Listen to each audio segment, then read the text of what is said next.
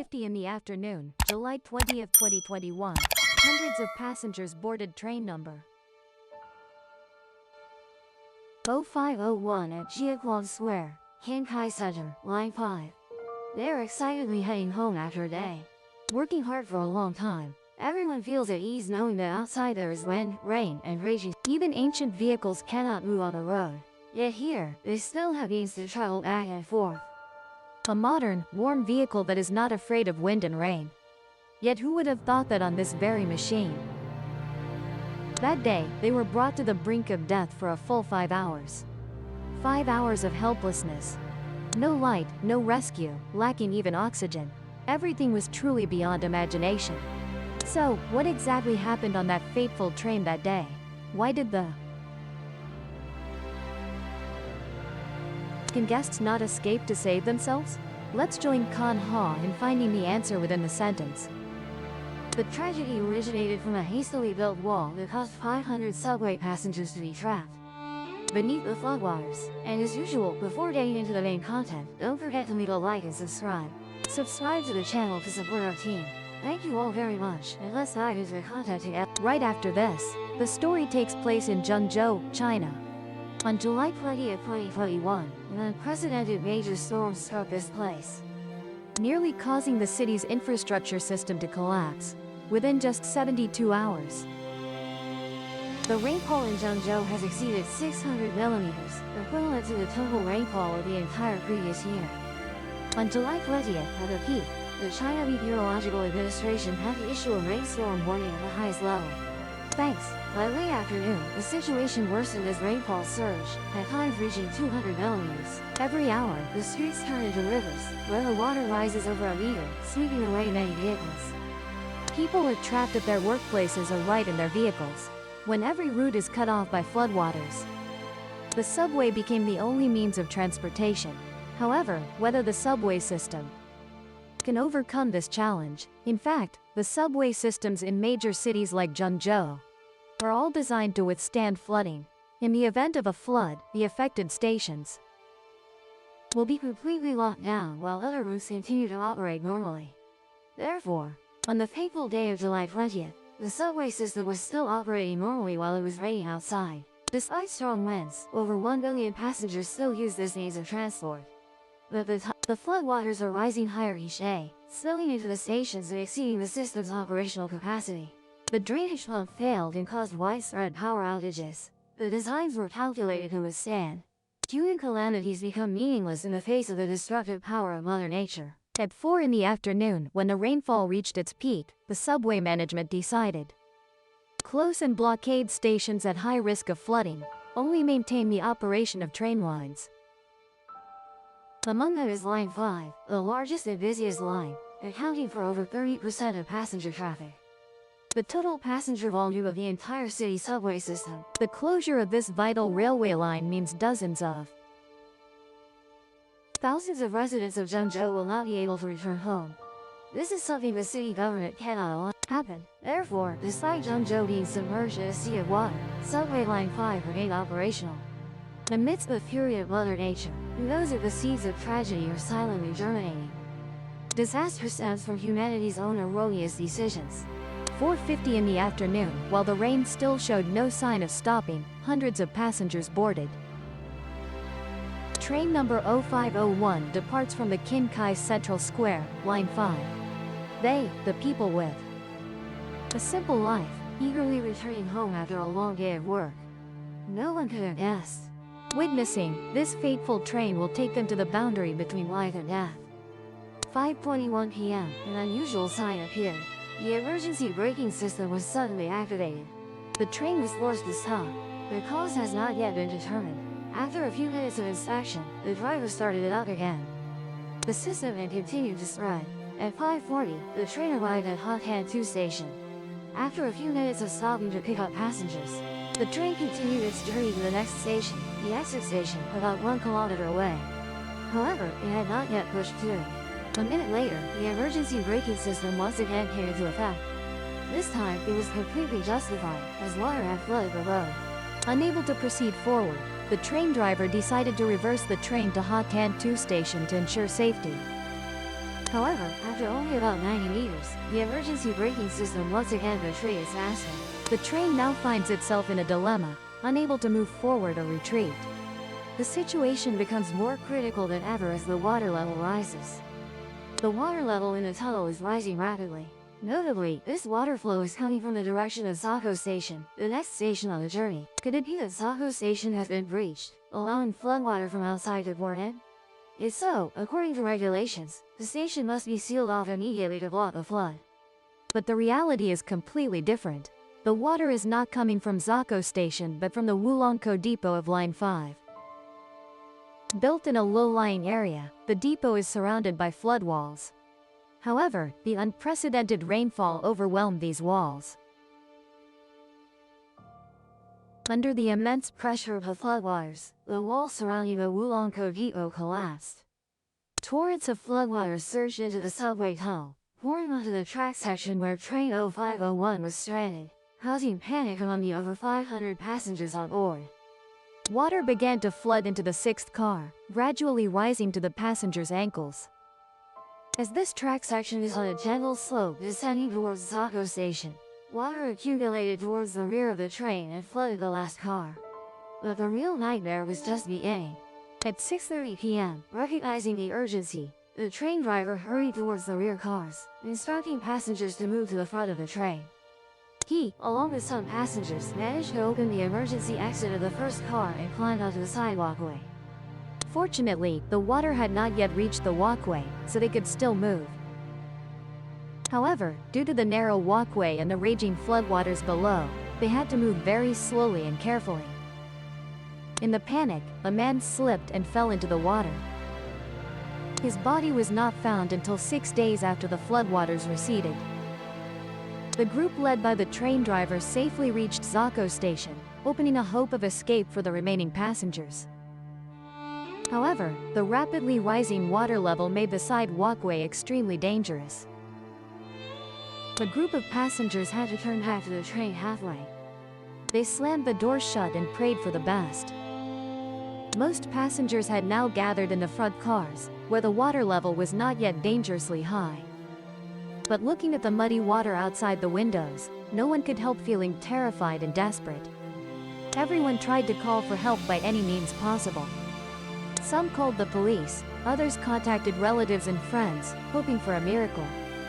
But they soon realized it was all in vain. All hotlines were overloaded. That night, there were only 11 operators on duty for the entire city of Zhengzhou, a number far too small for the scale of this disaster. The water continued to rise, from ankles to calves, then to the waist, and finally to the neck. When the power was cut, darkness enveloped them, and panic reached its peak. The faint glow from emergency lights made the space even more gloomy and haunting. Panic and fear prevailed, with desperate screams and cries for help echoing. Many began writing sentimental messages to their loved ones, with the mindset that these were the final moments of their lives. By 9 p.m., all passengers had gathered in the 3 front cars. But even here, the water had risen to chest level, and in some places, to the neck. Outside, the water was over people's heads, submerging the train in the murky depths. The passenger situation was now no different from being inside a coffin, sealed on all sides, and dripped in a torrential cascade. But the danger did not stop there. Besides the haunting specter of death, they also faced an invisible enemy just as terrifying: lack of oxygen. Due to the rising water, oxygen levels in the cars dropped sharply, causing many passengers to show severe signs of oxygen deficit. Facing this precarious situation, many became agitated and took negative actions. A panicked passenger attempted to smash the train car window, but was promptly stopped by others. Had his action succeeded, within mere seconds, water from outside would have flooded the car and claimed the lives of over 500 people. At the most desperate moment, fortunately, the floodwaters outside stopped rising.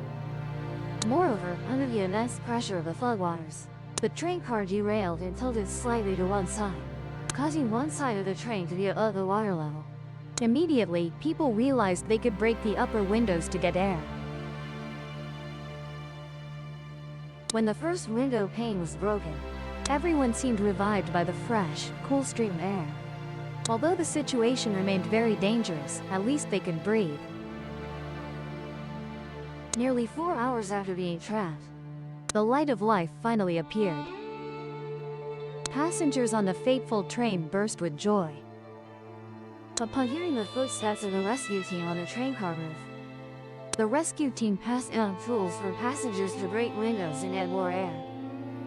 A few minutes later, they accessed the train car through the driver's cabin and began the rescue.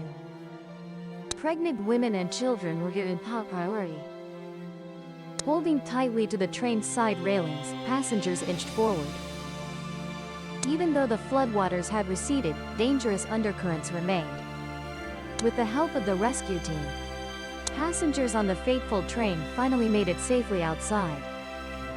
They, having just experienced the most terrifying moment of their lives, were attentively cared for by medical teams and volunteers. Most of them were exhausted, with body temperatures lowered from being in cold water for too long. After nearly 5 hours facing death, over 500 passengers on train number 0501 were successfully rescued. But alongside the joy, there remained public outrage. Could it be that the city government had been negligent, unprepared in disaster response, causing the people to bear the consequences? Most heartbreaking was that 14 people could never return home after that fateful rainy day. In the following days, to avoid public criticism, the city government tried to conceal and downplay the severity of the incident. However, no one could deny the chain of errors from subjective negligence in forecasting to underestimating human life, which led to this catastrophic outcome. The first mistake was being subjective, outplaying warnings from the Meteorological Bureau. On July 17, 3 days before the incident, experts from the China Meteorological Administration had warned of heavy rain that would disrupt the city's traffic and daily life. By July 20th, they issued an additional 13 warnings, including 5 at the highest danger level. Yet, the city government ignored these urgent warnings. They took no action to respond or warn the public. The consequence was that on July 20th, when the storm hit, the people of Zhengzhou were still busily going to work and living normally, unaware. Not stopping there, the government also failed to inform the public that the city's flood control system was at risk of failure.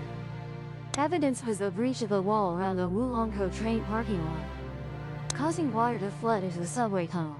By design, this was a nearly 1-meter high brick wall to block floods. However, according to investigation, some sections were carelessly built, patched together, almost incapable of withstanding floods. Mistakes compounded mistakes. It was also discovered that an open drainage canal running along the Wulongkou train parking lot also contributed to the tragedy.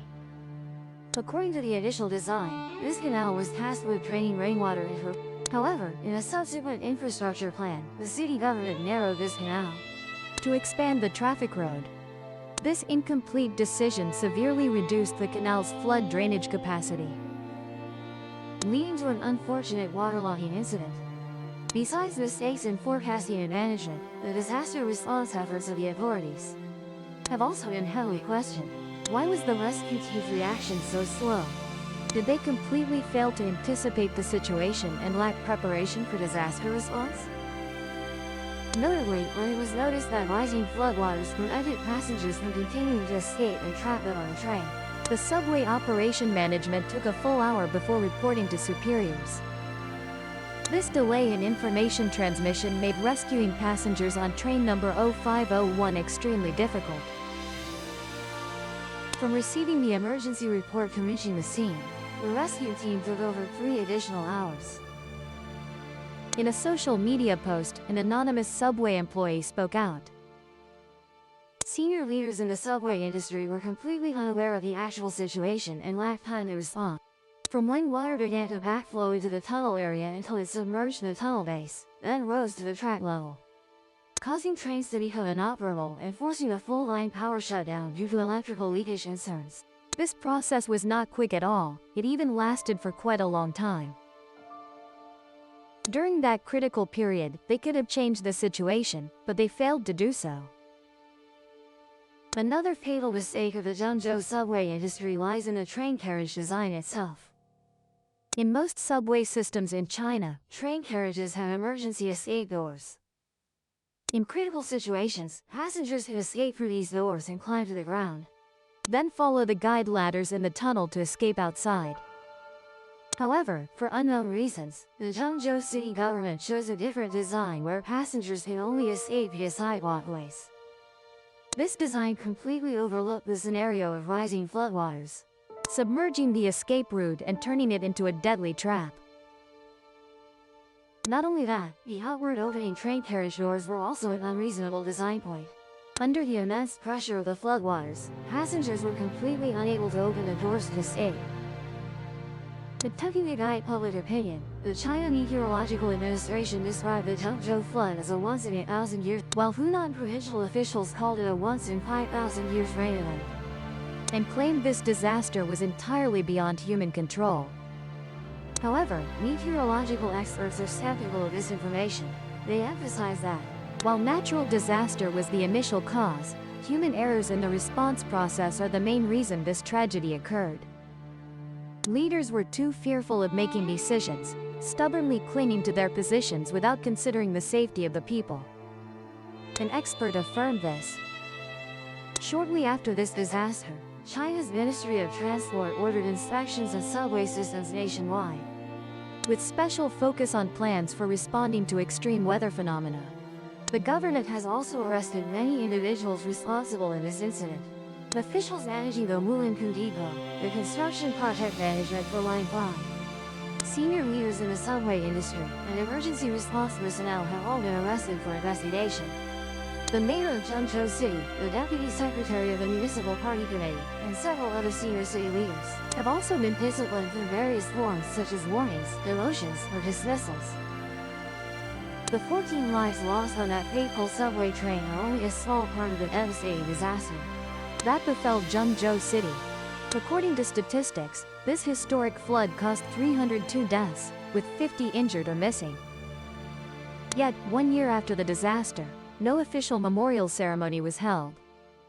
Nevertheless, many citizens came to place flowers at subway stations to remember the victims. Disappointingly, on Chinese social media, images and videos of the memorial were removed or blocked from sharing. And you, what do you think about the authorities' disaster response in this incident? Please share your thoughts in the comment section below. And before you leave, don't forget to like and subscribe to the channel to follow upcoming content.